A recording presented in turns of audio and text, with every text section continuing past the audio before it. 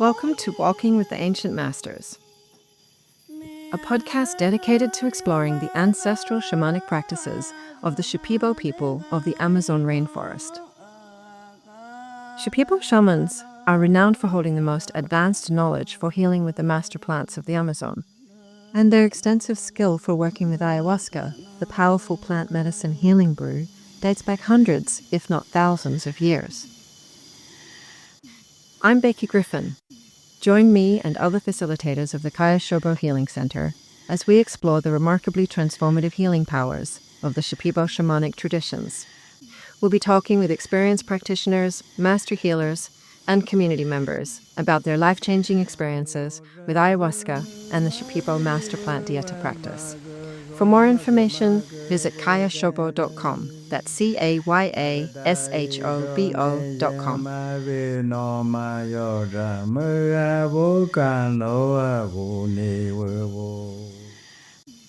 Welcome back to Walking with Ancient Masters. I'm Nick Sobry, facilitator at Shipibo Healing Center, with 10 years of experience working with the Shipibo tradition for my own healing and in support of others.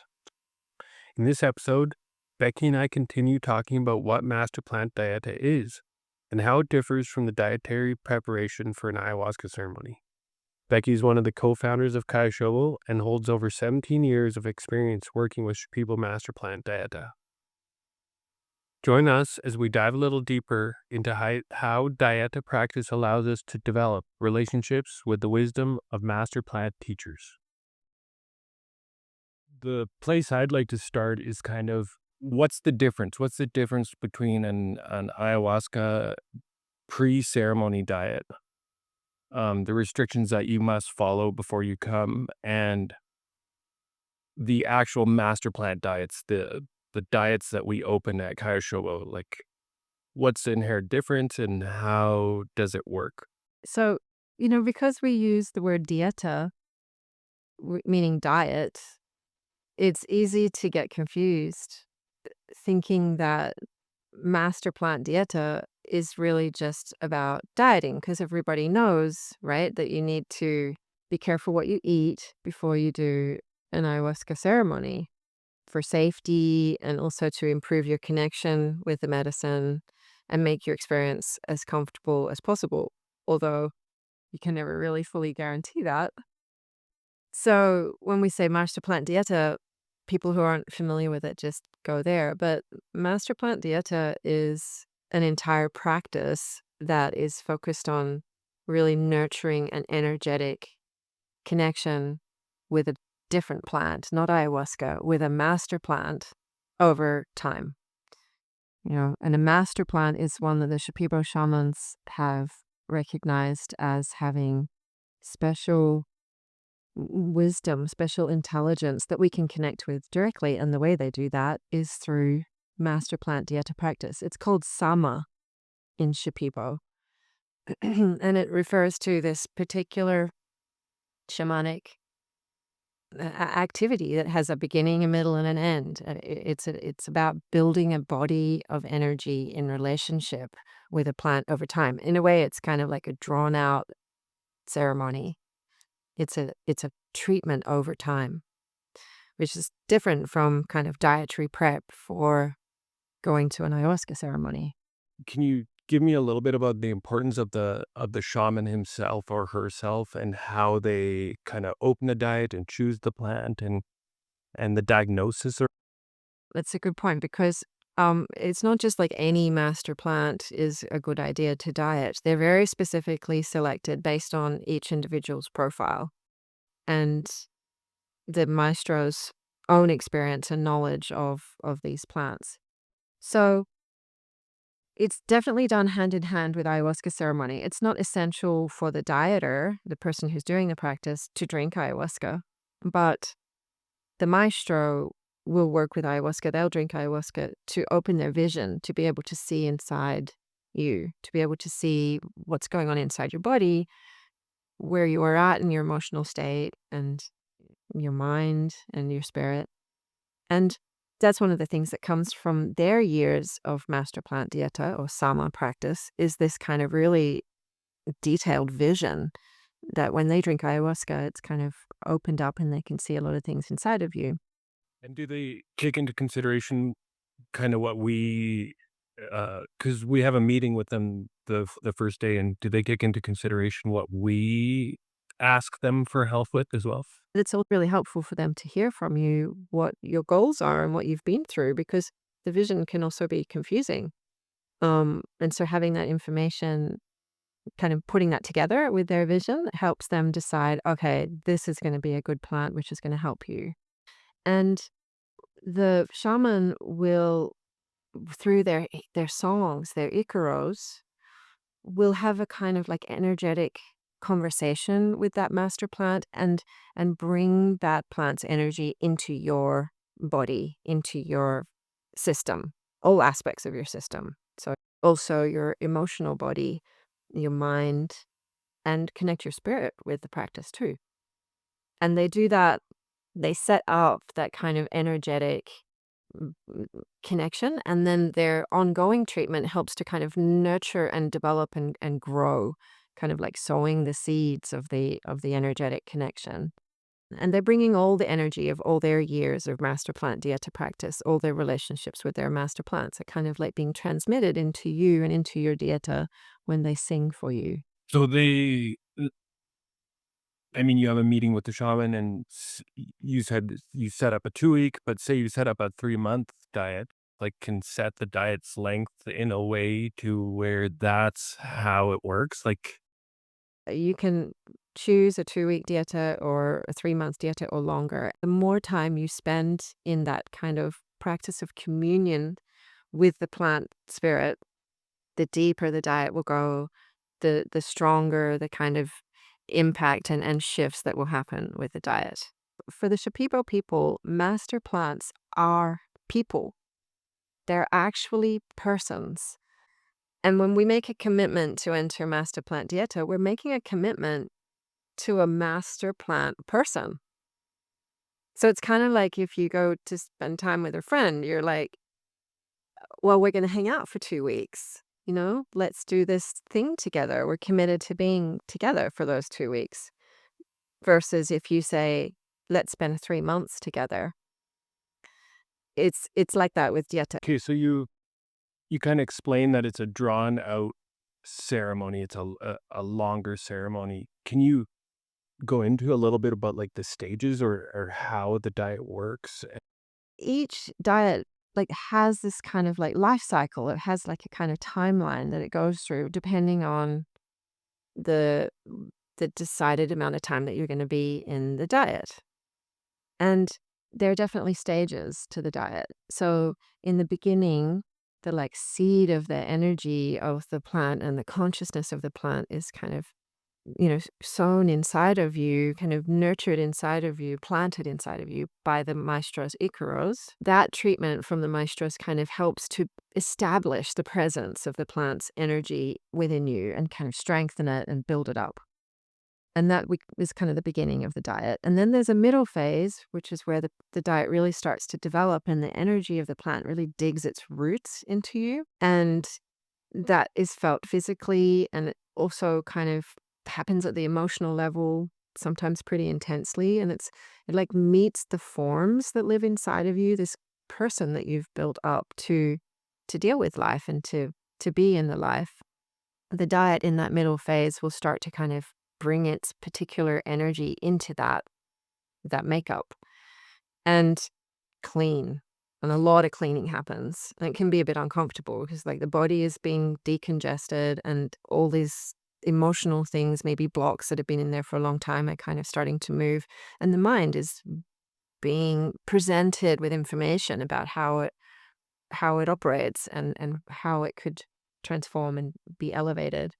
And so on. It's kind of like a whole series of unpredictable things that can happen during diet. And it's not like necessarily the whole time. It's like goes through waves of intensity and easing off, and each person is different as to how they really experience it. Can you explain how it kind of comes up for each individual person, like in the dream state, and how this, like how are they communicating and how are you going through this middle stage? Yeah, so we talked in the first episode a bit about how the diets communicate with us through the dreams. And there are a lot of similar symbols that come up for dieters in their dreams. And the maestros teach about this.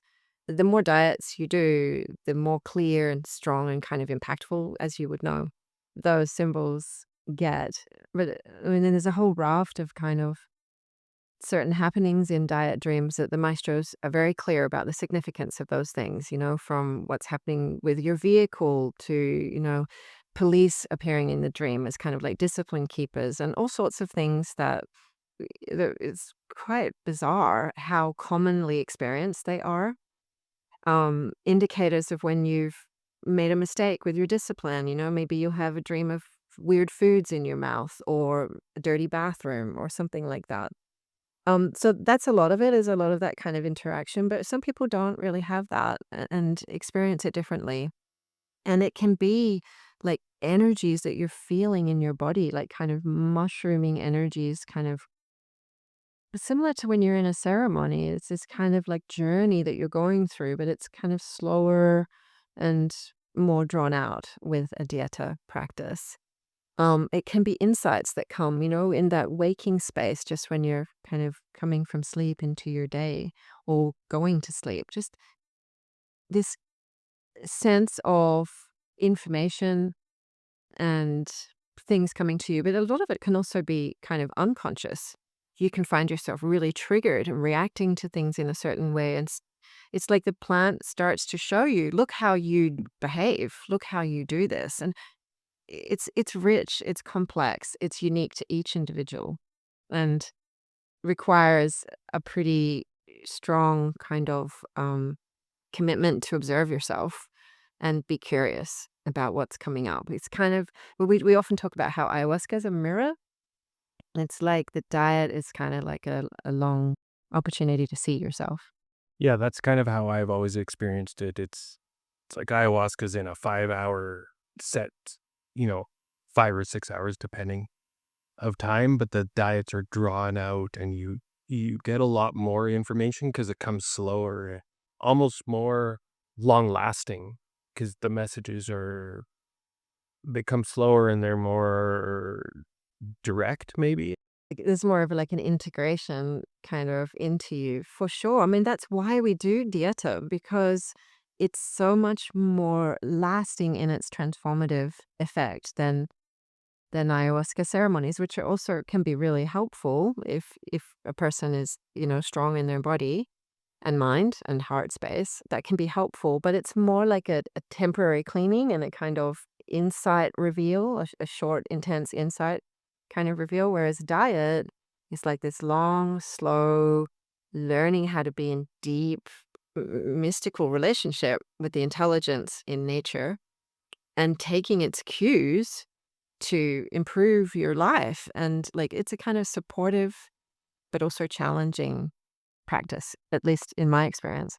Yeah, for me, the drinking the ayahuasca, it'll show me what I need to change, and then you're kinda left with this, "How do I do that?" But the diets kinda guide me into the process of how to make those changes that the medicine showed me over time.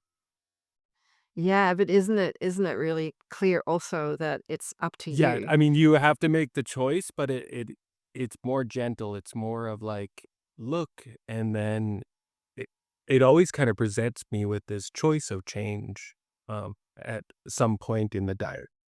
It's one of the beautiful things, right? Is the freedom of choice of the path of transformation. It's up to you which way you go with it, Mhm. you know? And actually a lot of that working it out with the diet doesn't happen during the diet. It happens after. So, I mean, we talked about the beginning and the middle, that there's also like a kind of technical close of the diet that it's really important to have the shaman do, because they bring their specific knowledge on how to instruct the plant. Okay, this period of kind of gestating this energy together is ending here. And from that point, it's like the baby is born, and the results of that time of communion is like introduced into your life. And then integration is a whole nother area of consideration. Dieta integration is quite different to um, ayahuasca ceremony integration. And like Dieta integration can actually be kind of like being in Dieta all over again. It's got its own kind of timeline and waves of energy that happen. Can you talk a little bit about how you've seen your changes and the changes in the people that we've helped over the years? Like the practice itself is really mysterious and rich. The the process of transformation is difficult to like put your finger on exactly and define it exactly. It's like an organic process, you know? It happens slowly but surely, this kind of like clarifying, strengthening, mm, uplifting. At least for me, I've experienced it like that. And it's not linear. It doesn't happen like do a diet and then suddenly, oh, I'm better at communicating with people, or, I have a better self-care kind of protocol in my life or whatever. It's like a gradual organic development of discipline and better choices. Like discipline not as like a harsh penalty, but as like an act of self-honoring, you know? So for me, it's not just choices, it's also just kind of state of being. I feel supported by the energies and the consciousness that I feel that I can sense of the plants that I've dieted. I feel supported in my emotional state. I feel like I recover from stresses quicker. It's not that I don't have stresses. It's not that I'm some enlightened being as a result of doing it. I just have a more natural tendency to positivity, to peacefulness, to like try to achieve understanding where there's no understanding, to like seeking better balance in lots of ways. So it's a whole raft of things. Yeah, I often have to look back at who I was and how I used to handle stresses, and for me, it was a lot of anxiety, like, I lived with a lot of anxiety, and the anxiety still comes, but it's shorter durations, it's less time, but like you said, it's not linear. I have to always look back at the old me to see how much I've improved in how much strength the plants have given me over the years. Yeah, a lot of it comes down to strength, right? It's kind of like this emotional strength Yeah, and and okayness, like feeling okay. big time. Okayness is a big Hmm. one. But in other people, I've observed like people that have come to the Kaya Shobo and dieted um in our 2-week retreats there, but then have felt really inspired to continue dieting and have dieted at home over years.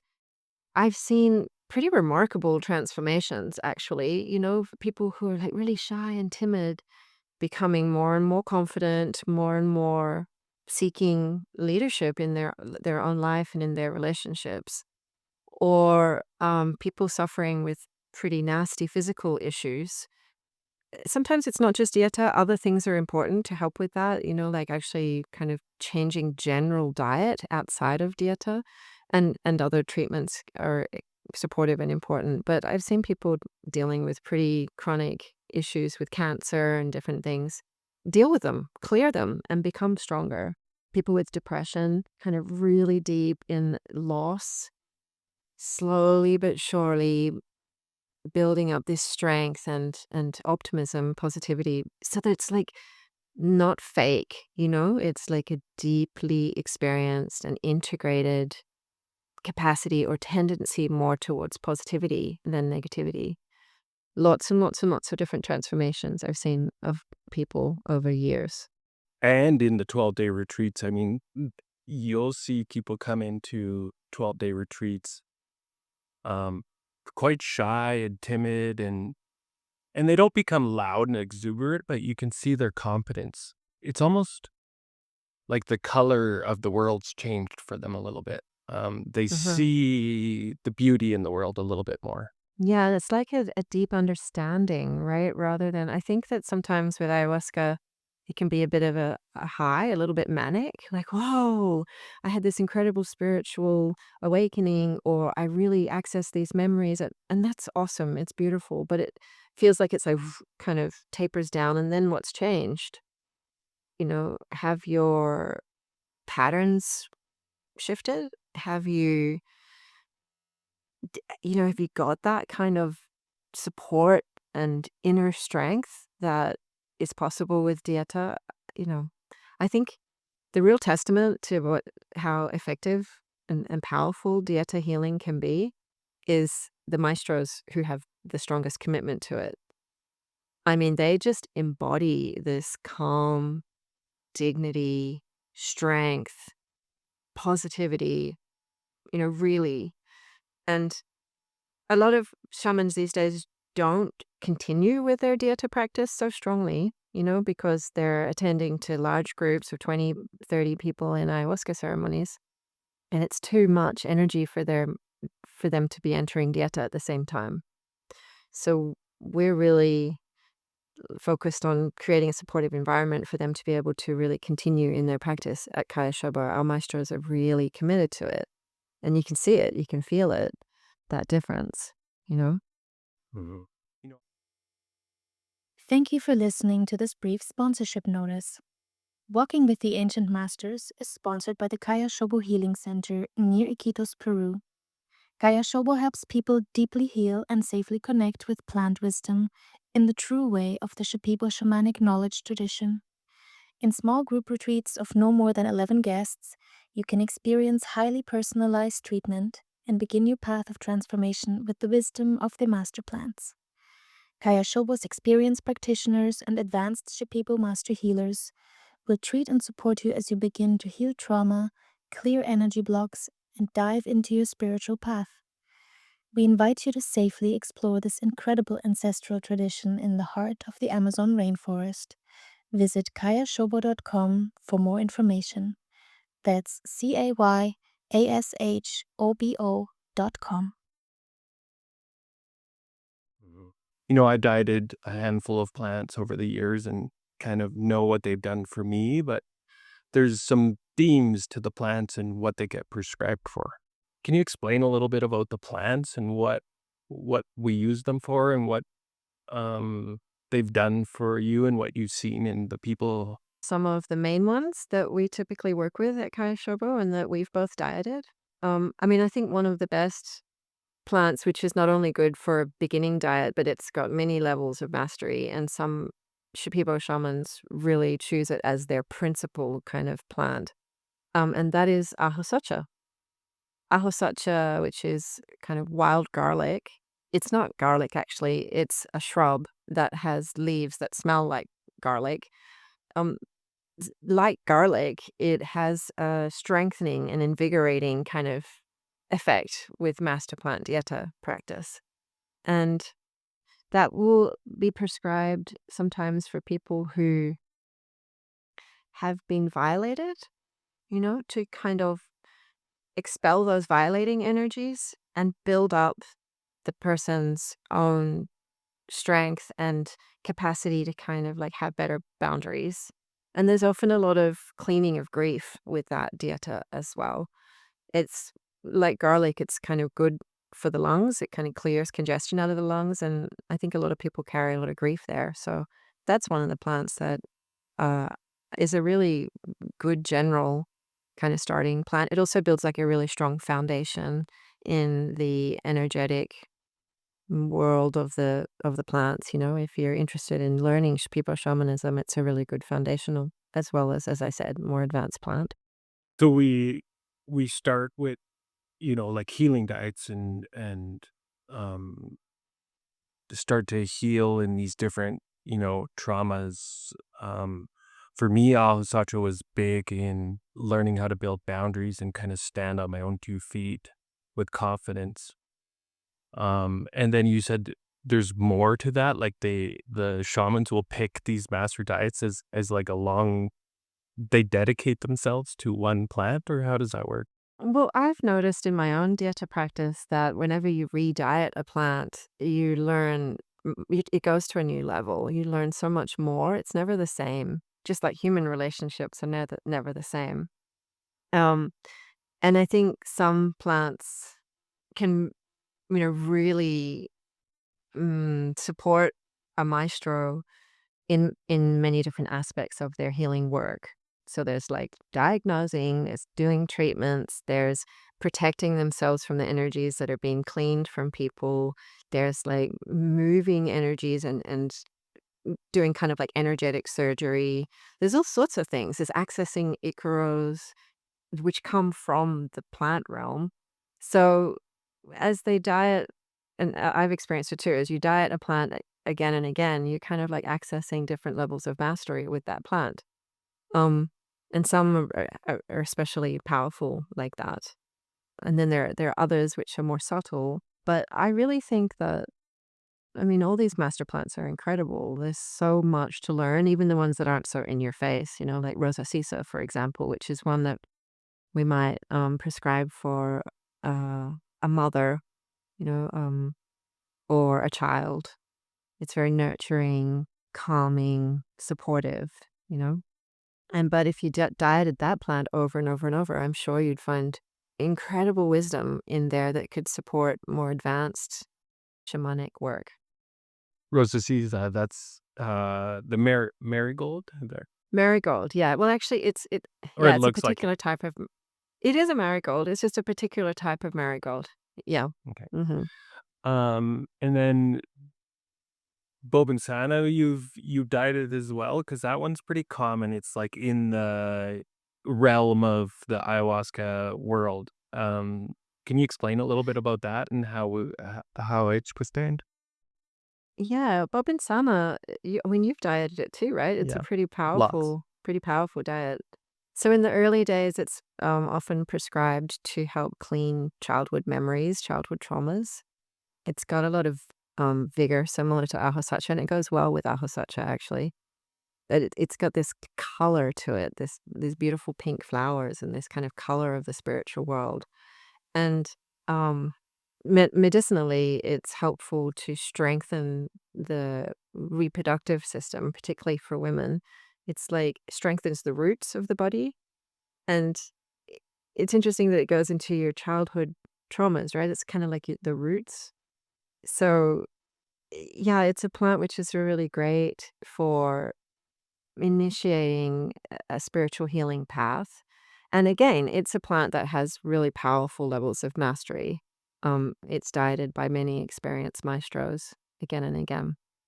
Um, it's a really good energy for kind of like manifesting and moving energies. So yeah, Bobinsana for me it's kind of my longest diet, and I've dieted a few times. When I sat in ceremonies, well, as I look at the ceremonies, it's kind of a intense version of our lives. Um, so for me, the energy was too much in the ceremony spaces. And Boban Sana kind of gave me this way to sit in that energy with, like a deep. It's not like the energy was gone, but it was like I was being able to be able to handle, the stresses and the intensity and the people around me. And then I turn that into the life, and it's the same. I can kind of call on Boban Sana to hold the energy of, when everything's falling apart in my company or my life, I can kind of sit in almost like a pillar of calmness in the stress and be in it and then make decisions and kind of go from there. You're reminding me that a maestro described Bobinsana to me as, when I first dieted it, as being a plant that will help me to brush off stresses. And he kind of made that action where he like brushed off something from his body to I guess he was communicating like it builds up your resilience, Mhm. it builds up your fortification, your defenses.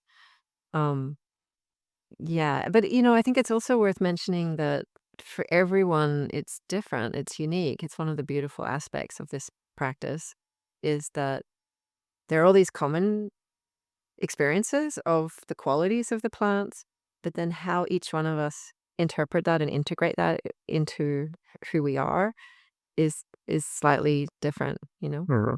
Mhm. And I think we need to be careful also not to, like, set it up for people like, "Oh, if you diet this, then you're gonna get this," because there's a lot of ifs and contingencies to this practice. And a lot of self-work, like, you have to actually dig deep into your life and kinda your innards to like, Bob and Center for me just dug up the anger, but I had to be willing to kind of treat that anger as well.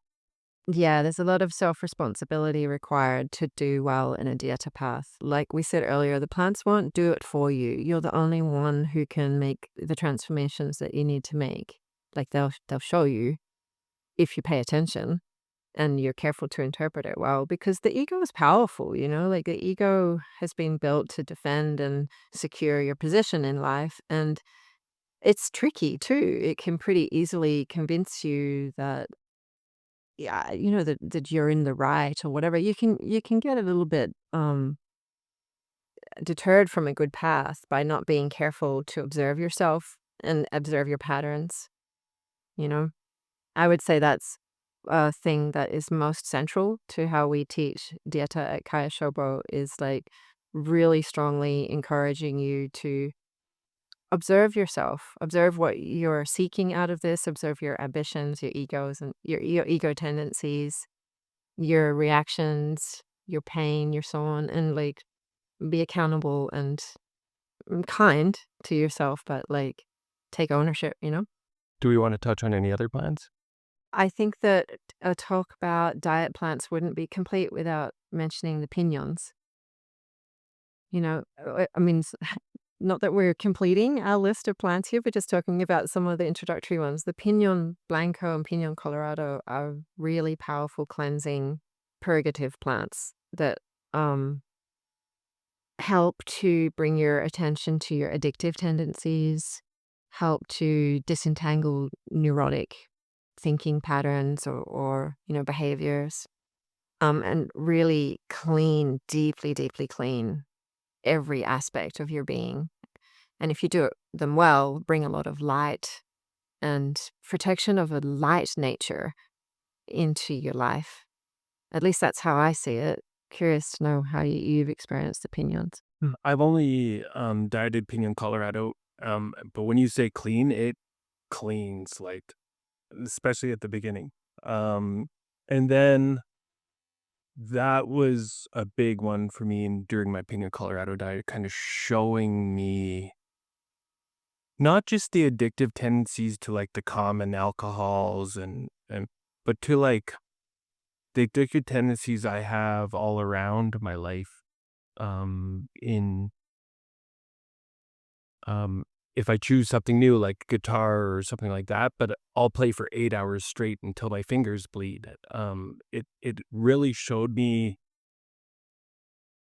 any addiction in my life and how my mind starts kind of getting Chewing on it, right? yeah, it's like and that's what it helped me the most with, and now I can see it before I let it get out of control, if Mm-hmm. that makes sense. Mm-hmm. That's what I found with throughout all the diets is it shows me how to recognize my patterns. Mm-hmm. And I think also you get nudged, it's not just showing. It's like, okay, the plants have that they're people, like the shamans teach us, and as they experience them, that they're people. They have good side and bad side. They have light and dark. They want to, in order to be in a good state inside of you, want you to honor yourself. So if you don't kind of make healthy choices, the plants are uncomfortable and kind of protest. And it that's our tendency, right? None of us are perfect. We have all sorts of addictive behaviors and all sorts of things that aren't in perfect harmony in our life. But with a dieta practice and more diets, if you ignore those messages that are being shown to you, it gets uncomfortable. You kind of need to make the shift, and you're supported in making the shift because of the energetic presence of the plants within you. Do you experience it like that too? Nudge is a good word. When I say show, it will give me messages in different directions and encourage that change. But it's not instant. It's taken a few diets. It's taking a few. When the messages keep coming back, that's when I kind of have to make the changes in my life. And we have to be a little bit careful not to, like, set expectations too high with this because in the beginning, not only is it the energy not as strong and the message is not as clear, but you also don't really have a clue what to look out for. So you miss a lot. The study of what's happening, that's something to learn about over time as well.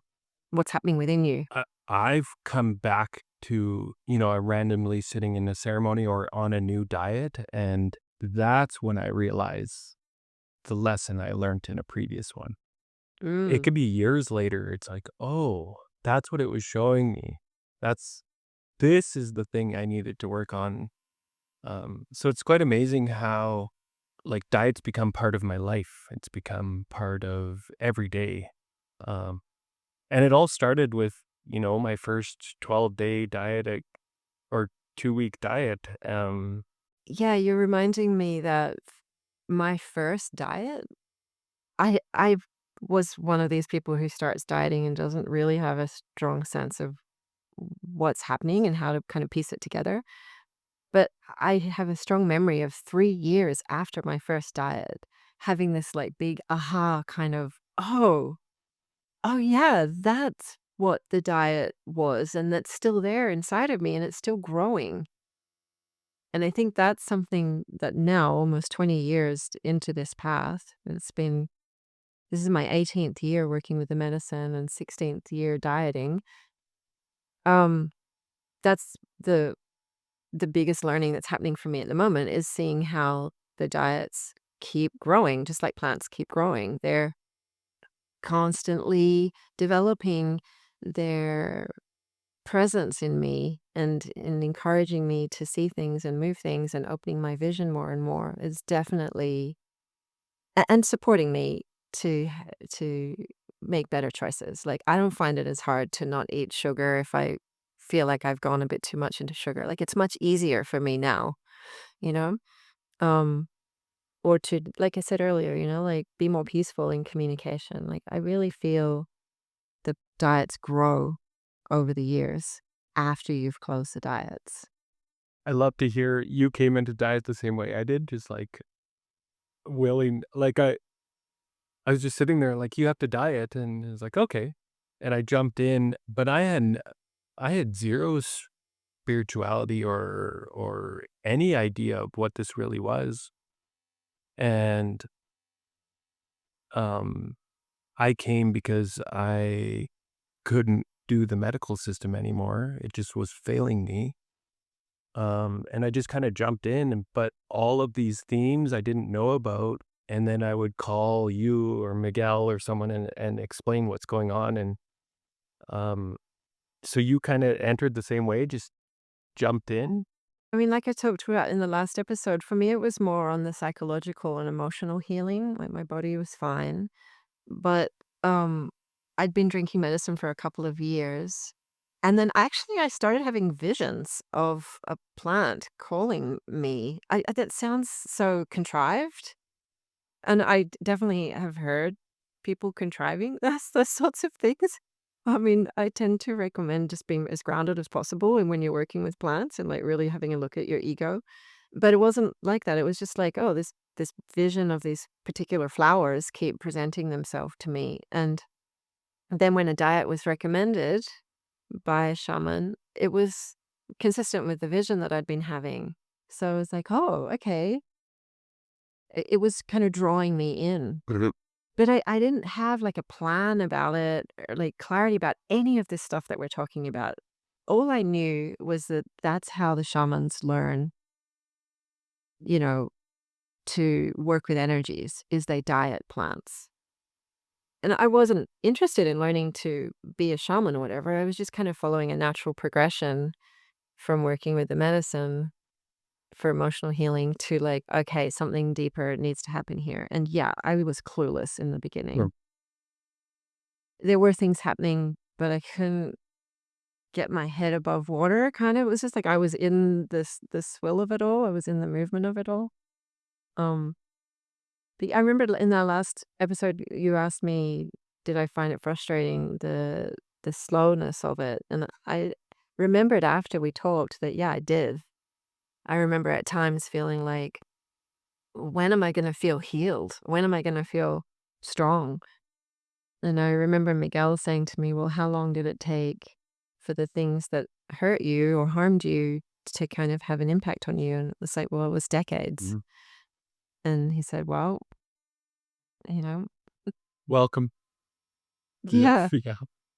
yeah. Amazing. Um, but I think definitely we have a lot of um, like how we approach Dieta has a huge impact on what we get out of it. What attitude we bring to it, what willingness to see ourselves and, you know, really be honest about what's being presented. Because that's one of the beautiful things about Dieta. The plants, you can't hide from their intelligence. Once you're in Dieta, they're like deep into things that you're hiding from yourself. I was talking to someone recently about this. She was having dreams about high school experiences and relationships with peers at high school. She's like, I don't really understand why I'm dreaming this. This is not part of my who I am now. And I say, well, plants beg to differ. Mhm. It's there in you. It is part of what makes up how you interact with the world, and the plants are drawing your attention to it. So there's something there. Um, I love that about it. I love that it provokes deep self understanding and clarity, but you have to be careful about how you approach it. Yeah, that's what I love the most about, you and Miguel and then the whole kinda solo community is you guys are always encouraging self-observation and diving deep. Um, I was in therapy and I thought I had gone through my childhood traumas. And it's a re-entering and a refocus with the support of a plant. It changes how you go through those traumas and how you, mm, Like meet them emotionally rather than mentally. yeah, Hmm. and how you learn to love yourself from that deep, deep self-observation. Right. Yeah. And it's a felt experience mostly, I find.